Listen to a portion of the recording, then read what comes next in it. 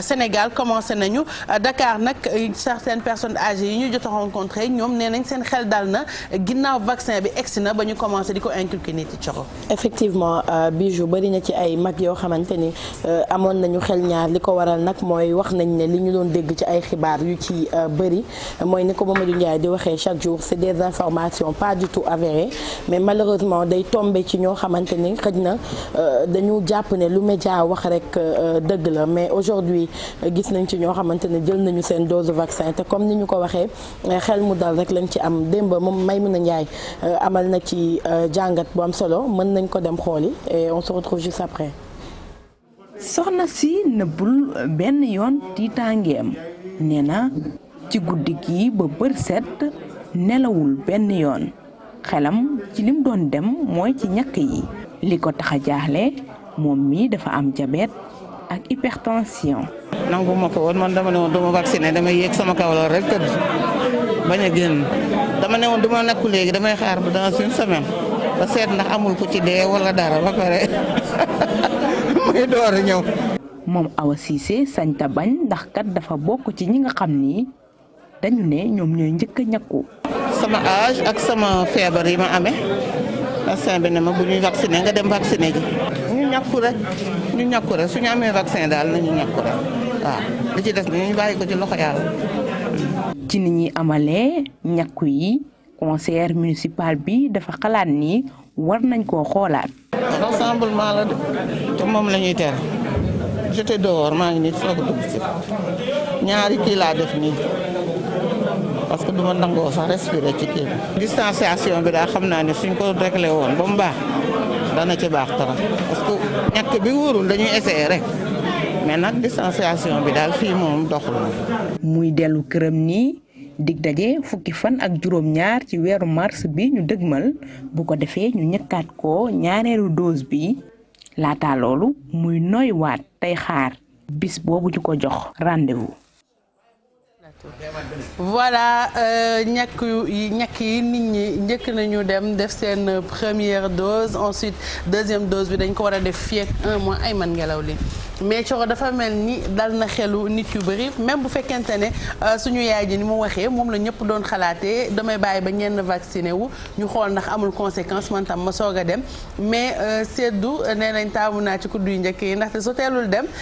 disons que 100 000 personnes la ñu nar a vacciné ndax 200 000 doses la ñu am fii Sénégal te jot nañu ci jël maye ci. oui et puis il faut dire que voilà 200 000 doses yi maye nañ ci 20 000 doses. ndax 10 000 doses yi ñu may Gambie ak 10 000 doses yi nga xamante ne may nañ ko Guinée Bissau loolu ñu teg ko ci solidarité mais également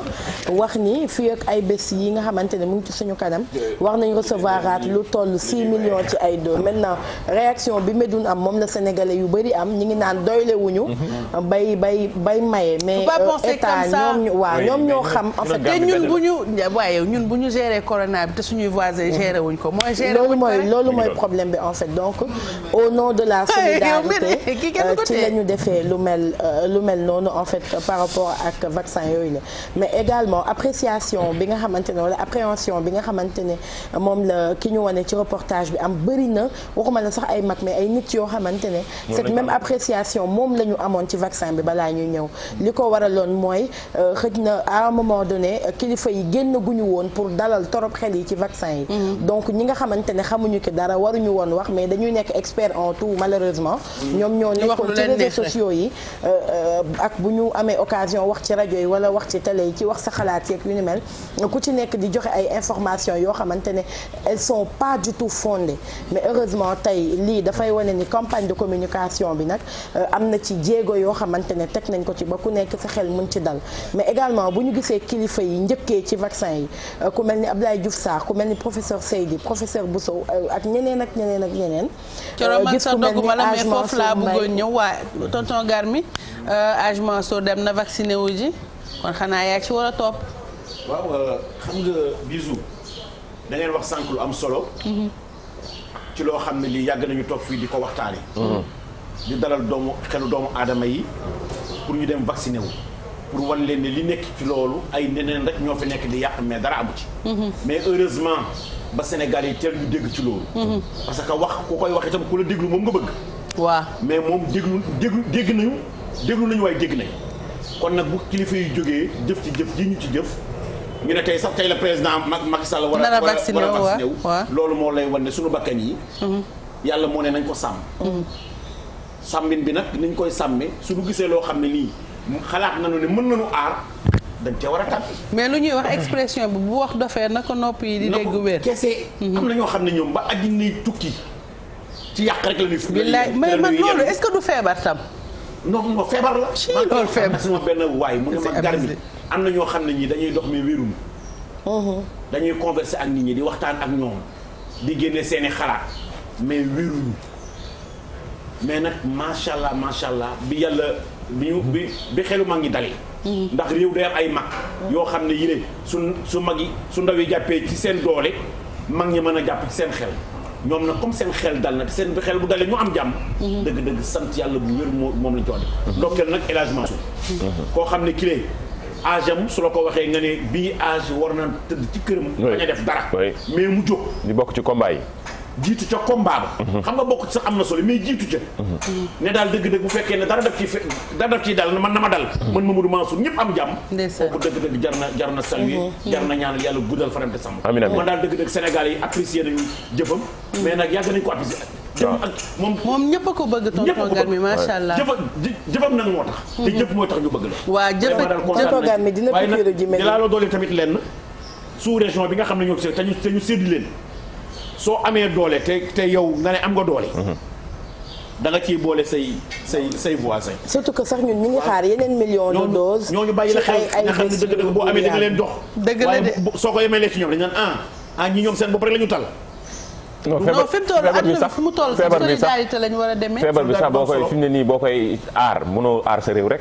noo def nga gisoo bañ fi jamono yi ñu fiy tëjee frontières yeeg yooyu c'est pour bañ yëf yi di dugg la. comme que léegi jamono dañoo ubbi ci yenn parti yeeg ak comme tey maa ngi gis ci kii bi ñu naan économie bi mi ngi gën di yow c'est bu rafet la waaw parce que dafay wane ni au delà de dëkkoo gi ñu dëkkoo mais c'est juste parfois tamit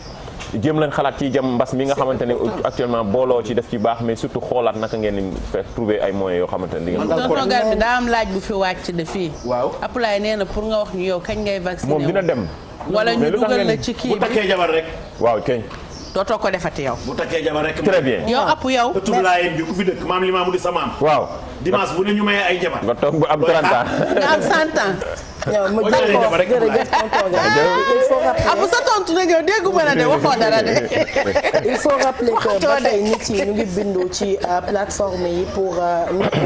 également am na gox yoo xamante ni campagne de vaccination bi commencé gu fa ñi amul plateforme bi ñu mënul accéder waaw ñi nga xam ne mënuñu accéder ci plateforme yi par exemple chef de quartier yi ak délégué de quartier yi également boole nañ leen ci xeex bi ngir ñu mën a def recensement yi parce que am na mag yoo xamante ne xamuñu plateforme mënuñu dugg ci internet bi donc ñooñu ñëpp itamit dañu rapproché wu ci seen ay chef de quartier ak seen ay délégué de quartier pour xam am na gox yoo xamante ni tamit tàng na tàngaay boo xamante ne démb ñu ngi gis ci information yi ñu ngi xool ñu ngi laajte ana naka la ñuy def pour garder bu baax vaccin yi comme ni mu waree mais en tout cas li am solo mooy kilifa yi fu ci nekk rek ñu ngi fay taxaw taxawaay ci azote lañ koy dugal en fait ñoom mais am na zone mais dafa am zone yoo xamante ne dafa gën a tàng comme démb ñu ngi doon wax kaaw Matam si jar na déplacer nit ñi de ñoo vacciné wu non en fait duñu sax déplacé wu nit ñi nag quand même parce que bu ñuy nekk ci jamono boo xam ne ñu ngi xeex di war a moytu demalante beeg dajaloo bi donc ñoom ñoo nekk di trouver quand même ay moyens te kilifa yi itamit ci wàll boobu ñu ngi dalal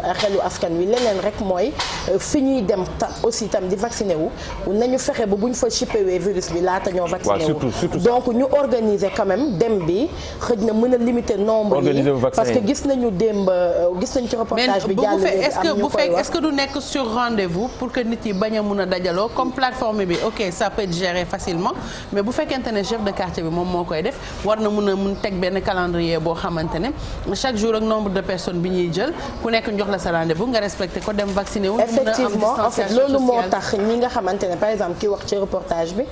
ni mu ko waxee yooyu yëpp nag organisation la après il faut comprendre que c'est un début après au fur et à mesure ñuy dem. dañuy gën a roode dañuy roode dañuy gën gën a xool ni affaire yi di gën a baaxee mais day baax ñuy gën di fàttali ñu gën a moytu parce que tamit ñi nga xamante ne ñoom la ñuy vacciner nii dans un premier temps ay priorité nañu parce que seen ay âge dafa xaw a avancé priorité nañu parce que dañuy dund ak yenn ci ay feebar donc ñooñu itamit waruñu dem fi ñu war a vacciner virus bi avant seen tour ci wàllu vaccination bi di jot donc yooyu yëpp xam naa ni du ñàkk yenn rëkk-rëkk yoo xamante ne avec le temps lañ koy joyanti parce que comme on dit l'œuvre humaine n'est jamais parfaite. C'est clair loolu moom c'est hyper important parce que di mujj di vacciner ba pare pour xeex jàngoro wala fexe far jëlee fa feebar parce que dajaloo yi moom ça saute à l'œil ba pare Mamadou Ndiaye ci distanciation sociale bi souvent ñun bu ñuy moytu danga koy xool ci sa bopp ñi nga xamul ngay moytu parce que ñooñu nga naan peut-être dinañ am feebar bi yow say xarit sa ay waa kër sa ay am di jàmm da ngay dajaloo ak ñoom da nga leen di jege parce que tu te dis que virus bi dalu leen ça n'arrive pas qu'aux autres ça arrive à tout le monde donc bu fekkente ne même da ngeen nekk nit yoo xamante ne bëgg nga leen sa ay xarit lañ sa waa kër lañ distanciation sociale bi ñu respecté ko toujours ndax ni ko ñeneen nit yi mu ne am noonu la ko sa waa kër wala sa ay xarit mu ne am mais non mais booy xool yow rek si sa comportement personnel waaw si psychologique yow ñi nga xam doo leen moytu da nga leen di jege boo demee fenn par exemple yeneen nit rax rek ngay xaw a puus wala nga gis ku sa kët comme coro nii mu def nii keroog dugg nañu oto ajaar leen di sa kët chauffeur bi jékki-jékki ajaat maskam mu ne ko corona ma dama soj mais ñeneen ñi ngay moytu donc sociale bi nañ ko respecté ba ci nit yi ñu xam ba pare Coro yaakaar naa Sénégal ku sa xel dalul woon tey war na dal ndax sunu président jël na décision ne première dose vaccin am tey la koy piqûre. incha allah dina nekk en direct ci télévision nationale ce sera à 16h foofule ca salle des banquets bu palais de la République fa la nar a jëlee dose am bu njëkk moom tey moom président Macky Sall parce que xam nañ ni bu ñu piqûre dose bu njëkk bi 2 semaines après la ñuy jël beneen dose vaccin bi comme ni ko professeur Seydi waxee te résultat yi au plus grand maximum ci 28 jours dinañu ko gis donc bi mu démarré nag ak léegi ñu bëri ñi ngi doon xaar président Macky Sall xam kañ lay vacciné wu bàyyi na ñoom Diouf Sarr vacciné wu ba pare dem ba pare na conseil des ministres tey daal lam jot donc tey il va se faire vacciner le premier Sénégalais tey la ñu koy defaral vaccin wam moom te dinañ ko def nag en direct ñëpp gis ko parce que yooyu yëpp itamit dafay bokk ci li participer ci communication bi nit yi seen xel di gën di dal parce que nii mu tàmbalee ak li nga xamante ne moom lañ ci gisagum muñ ko woowee transparence boobu ak léegi su wéyee nii ñëpp dinañu vacciné wu ci anam bi nga xamante ne noonu la waree parce que li ci gën a am importance gën ci attirer attention nit ñi mooy dafa am ay citoyens yoo xamante ni citoyen lambda entre guillemets yoo xamante ni nit ñi ñoom sax la ñu gën a fonk que Macky Sall xam nga am na ñoo xam ne tey Macky Sall vacciné wu mën na bañ a def ci ñoom benn effet mais Hadj Mansour Mbaye vacciné wu wala tonton Gaye mi vacciné wu wala Abdoulaye Mbaye Père vacciné wu am na lu muy def ci ñoom donc am na ñoo xamante ne tey Diouf Sarr vacciné wu du leen def dara mais bu ñu gisee seen guide religieux par exemple vacciné wu dina am effet bu mu def ci ñoom ba ñoom du ñu bëgg lu dul dem vacciné wu donc aujourd'hui président Macky Sall incha allah 16h lay jël première dose vaccin wam ca salle des banquets bu palais de la République. ci kanam lay doon xam naa ne ñëpp nar nañ ko suivre tey record d'audience la chaîne nationale naka def ñun ñëpp yàqamti nañu loolu et puis sénégalais yi dañ ko doon proclamer naan moom moo war a njëkk a vacciné wu mais mi ngi koy def nii ci bi nga xamante ne mën na ko ñu organiser ko ndaxte diriger dëkk du comme diriger kër il te faut du temps pour tout organiser ci kanam dinañ ko seetaan mais balay loolu dañuy dem à l'international xool ñoom it ni nga xamante ne ñi ngi gën a dëgëral seen ay mesures pour xeex coronavirus bi waaye itam bonne nouvelle bi mooy Coro côté vaccin bi gis nañ ci résultat yoo xamante ne yu dal xel la. effectivement gis nañu ay résultats yoo xamante ne Bijou quand même mi ngi commencé di dal xel la foofule ca Europe nga xamante ni bëri na vaccin yu xamante ne foofu noonu lay jóge donc yooyu sa bokk na ci li tax yenn dëkk yi nga xamante ne amuñu doole information yu bëri doon fa ñu ko ci doon wax ci li nga xamante ne moom moo di wàllu vaccin yi fi nga xamante ne par exemple moom moo di ci nord France ñoom lépp lu jëm ci wàllu confinement ci week-end yi ñoom ñi ngi ci woon itamit ñu wax ni day am à un moment donné situation bi dafay wéy di dégradé wu naka noonu dafay gën di indi jeexi jaaxa ci boppu ñi nga xamante ne ñoom ñoo jiite ci ay départements yu bëri par exemple ci France gis nañu premier ministre bi di Jean Castex moom tey jii rek par exemple dina jël kàddu ngir waxtaanaat bu baax a baax ak ñi nga xamante ne ñoom ñoo di askan wi souhaite par exemple ñoom mesures yi dañ ko gën a corsé ndax gis nañ ni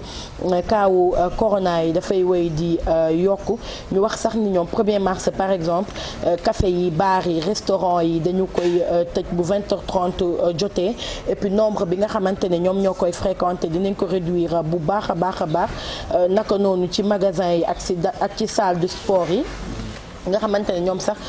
depuis début janvier dañu limité woon accès bi ñi nga xamante ni ñoom ñoo di Allemagne ñoom par exemple ñu ngi wéy di yokkaat ay dose ci li nga xamante ni moom moo di vaccin bi waaye également gën a indi lépp lu jëm ci wàllu test dépistage bu Covid bi nga xamante ne mën nañ ko defee sax à domicile yooyu yëpp pour gën a mën a xeex ak li nga xamante ne moom moo di pandémie bile gouvernement bu Allemagne par exemple ñoom wax nañ ni dinañ mettre à la disposition de tous les citoyens ay kits yoo xamante ne gratuitement lay doon te dinañ ko mën di renouveler ci fi nga xamante ne moom moo di ci cabinet médicaux yi ak ci pharmacie yi ci côté vaccin bi également étude boo xamante ne def nañu ko wane na ni efficacité bi nga xamante ne Pfizer bi am na ko ak yi nga xamante ne moom la ñuy joxe bu baax a baax ci ay satisfaction ci ñi nga xamante ne ñoom ñoo ko jot a jël lu bu ñu demee par exemple fu mel ni Israël plus d'1 million de personnes ñoom ñoo jot a jël li nga xamante ne moom moo di vaccin yooyu la donc en tout cas li ci am solo mooy wax ni bëri na ci ay vaccin yoo xamante ne quand même dëkk yi ñu ngi koy commandé et que ñu ngi ciy am ay satisfaction yi ci gën a yéeg 75% jàpp plus de 80% ci ay bienfaits wala ay kii yu positif la ñuy gis ci vaccin yi bokk na ci bu Pfizer bi nga xamante ne dëkk yu bëri ci Europe moom la ñu commandé bi waaye ñoom commandé jàmbur yi dañ koo jël te livré wuñ ko de. ba pare mel ni ñoom parce que ñëpp moom lañ commandé man pour man ñoom dañoo bëgg a vacciner seen waa dëkk ba mat ñu soog a livré loolu tam rafetul. balaa waxante dëgg balaa ngaa laax jaay da ngay waaye tamit doo jël xaalisu jàmbur mu commandé tam livré woo ko loolu tam kenn du ko def. waaw Pfizer dafa mel ni américain yi. dañ bëgg a vacciner seen pour man dañu bëgg a vacciner américain yëpp ba pare soog a livré à qui que ce soit. mais tamit est-ce que tamit date bi nga xam ne nii si ngeen teewul date boo xam ne. mais am na ci ñoo xamante ne quand même seen date yi respecté Italie par wuñ ko. exemple ñoom commandé nañ Pfizer toog di xaar indi la. bu yee jotee que daal say bañ de. bu yee jotee. yooyu bu ba pare. non loolu lañ doon. waaw kon bul jël commande tonton Guèye. non mais ala kulli mais commande bi tamit ala ko foog ma koy defee. mais loolu lañ doon waxtaan. Sénégal liggéeyu ko. loolu lañ doon wax chaque jour. Pfizer am nañ ñu te dëkk bu nekk ngi jéem a course fi mu ne nii te witum koppar daf ci bokk. wutum koppar bi daf ci bokkaale bu baax a baax a baax a baax. ndaxte loolu lañ doon économiquement am na ñoo xam ne ils sont très touchés waaye am na ñoo xam ne ci corona bi la ñuy jógee tekki ñoom. ba faaw mooy ñi lijjanti vaccin bi ak ñi yëngal nekk ci mbirum digital bi. ñooñu pare nañ. monde bi ñii ñoo ko téye fi mu ne nii mbirum vaccin bi ak digital bi. bilaay ñoo ko téye instant yi ñoo ngànk àddina. mais ñoom c'est objectif c'est de rentabiliser li nga xamante ne jot nañu ko perte. ci Covid bi. ils ont perdu beaucoup d'argent. donc d'une part vaccin bi course la woon ku ko njëkk a trouvé. nga déposer sa brevet. américains yi demoon nañu ba di jëndi brevet parce que ki trouvé vaccin bi Amérique c'est un français. français la ba français yi mer na ko léegi comme yow yaa trouvé vaccin bi donc du ñu nangu yéen ngeen koy brevétiser ba noppi du ñu ko jaay. donc dañ koy def loo xamante ne santé publique la ñëpp jot ci. américains yi bañ. man vaccin bi nag ci loolu laa d'accord parce que je me dis que monde bi tolloon na foo xamante ne scientifique yi dañu waroon ku nekk collaborer pour liggéey benn vaccin pour tout le monde mu gën a gaaw mais comme ni ñu waxee ku ci nekk yaa ngi bëgg am prix Nobel comme quoi man maa génnee vaccin bi man maa génnee médicament bi faj corona donc finalement day mel ni ñun dañuy fàtte sax xool seen problème seen intérêt bopp. exclusivité bi dafa amoon solo parce que gisoo Russie bi mu jékki génn Sputnik. waaw ñoom dañoo bañ. ñu ci bari dañuy siisu mais ku nekk da doon jéem a wane tamit sa dëkk nii voilà man sama médecine dafa dox quelque soit alpha voilà gars yi bari dañuy wane fësal seen bopp ne man sama fi situation bi toll fi jamono toll wala bi crise amee jamono 2020 man maa ci génne àddina loolu dafa ci baax économiquement aussi dafa baax et puis dafa baax tamit ci sa vitrine dëkk xam nga bu ñu nee Russie même bu fekkee ñenn ñi dañuy bañ bu ñu nee Russie génne woon na ci Sputnik waaw bokk na ci affaire bi waaw mais noonu moom la ñuy wax xam nga ñun tamit ci occasion situation yi dina ci ñëwaat mais xam nga rek tamit dañuy sukkandiku ci waa OMS ak yeneen ak yeneen ak yeneen mais Afrique tamit naanoon na ko ñoom koor gi artémisia bi la ñu naan ba dëgër këcc yow est-ce que après sentiro yeneen wér-wér ñoom gaani biir ak yooyu yëpp la yëpp lay ilimi masuma gis c'est-à-dire xoolul ay nivage nag ay yii yëpp ci wexaay masuma gis moom dafa tulukule waaye yow mu romb tulukule kon nag wex na di jéem bu ma ko daan naan sama papa naa ma mais yow da ngay xaru ma ne ko papa boobu affaire yi mu ngi jax jamono wóorul woon jaaxle bu ñu nee dog jot na moom laay njëkk a naan jongante boobu daf ci am solo day tax tamit yeneen dëkk yi góorgóorlu ñun de war nañu wane suñu bopp de waaw mais vraiment loolu moom wax dëgg yàlla bon mais quel que soit alpha tamit mënul ñàkk ci réew ñun fi may li ñuy critiquer toujours Afrique suñu médecine bi bon suñu médecine traditionnelle bi gars yi dañu leen di jox nopp toujours dañuy bàyyi toujours nopp tubaab yeeg yooyu loolu beneen façon domination la beneen façon colonisation la ba tey dañ la ñuy bàyyi toujours xel li jóge fële rek moo baax li jóge fële rek moo baax te pourtant sax ñun am na kenn xamul am na loo xamante ne buñ ko jaxase woon wala yeneen ak yeneen ak yeneen loolu du ma spécialiste ma dara Mamadou Ndiaye suñu médecine traditionnelle bi tant que segguñu seet ñi nga xam ne ñoom man ñu bàyyi leen ci ñi mënul ñu génne leen ci waaye dañu am dëgg la garmi xam nga ni université am na ñoo xamante ne médecine traditionnelle bi rek la ñuy jël ci defar ay garab man mosoon naa fa dem reportage xale yi biñ sojee sirop ngeer biñ ma jox à base de ngeer moom laa leen jox ñu naan ko wér mais ñooñu nag ñoo war a dajaloo mais ñooñu dañ leen war a ñi nga xam ne dañuy yàq seen corps métier ñu génne leen waaw certifié leen mu leer ñu xam ne ñi benn garab boo ko naanee balaa ngoon nga dem yomal xiyam bilaay loolu baaxul mais waaw parce que doo xam dosage bi segg leen seet ñi nga xam ne ñoo mën a fajaate ñu bàyyi leen ca nga xam ne bu lii te di leen may nopp ñu mën ci dugal xel yi voilà te di leen may nopp bu baax financé leen aussi financé leen waaw non financé leen jàppale leen problème mu organisé wu rek fay jàpp am lu organisation am rek jàpp da ci am parce que loolu c'est force mais bu lu organisation amul dëgg-dëgg nii rek lay mujjee dëgg la waaw parce que booy xool ci wàllu médecine toujours dañuy bàyyi xel fi nga xamante ne mooy cosaanu garab yi mooy pharmacopée bi tey boo demee lu mel ni Bénin dëkk la boo xamante ne foofu dañuy liggéey ak pharmacopée bi ñi nga xamante ne ñooy def médecine traditionnelle soo xool li ëpp sax ci ay doomu jàngoro yi génn Bénin ñoom si foofu la ñuy dem fajoo ji nee nañ feebar bu nekk fi mu génn li koy faje ngi ma nga fa léegi ñun dafa des xam nga tey par exemple bu fekkee ne ci wàllum laboratoire dañ ko accélérer nii loolu moom mooy demuñu ci ay recherche naturelle dañu ay composite la ñuy jël c'est synthétisé jëlee affaire mélange ba prouvé ji benn bactérie la yoo xam dañ ko jël liggéey ko ba nga xamante ne bu ñu ko defee sa yaram say anticorps liggéey ci et cetera et cetera. dina mën a immuniser sa yaram. waaw mais liñ ci mën a jàpp mooy Sénégal am nañ fi ñoo xamante ni macha allah yàlla may na leen. suñu demee ba nangu mu dugg fii c'est parce que ñoom saytu nañu ko ba xam ne lii du lor kenn. ndax amoon na fi mbas goo xamee ni bu njëkk ba jamonoy maam booba Seydi Hadj Malick radiyallahu ta'ala anhu ba mu ko yëgee te nit ñi bañoon dem ñàqu dafa jël yére solu dem ñu ñàqu ko. waaw dañ koy ba pare wane génn pour nit ñi gis ko. pour nit ñi gis ko. c'était une forme de communication la woon. voilà communication la woon ba noppi nit tamit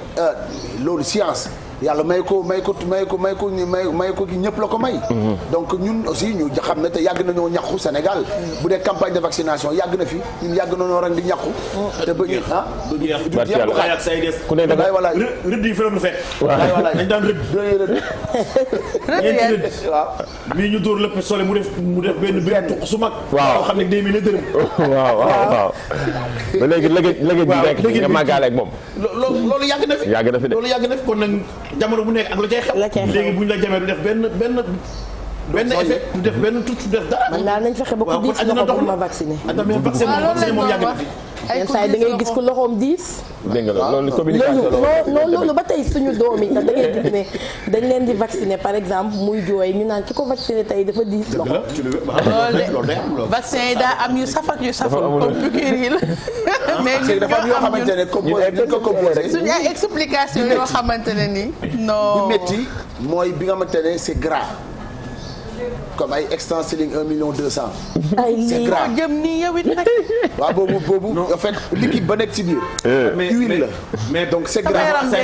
boobu métti. kenn du ko indi ci vaccin yu bees. yu bees yi daal dañ koy liggéey ba pare dégg naa. boo ko indee ak say des dañ lay daggal sa loolu nga wax.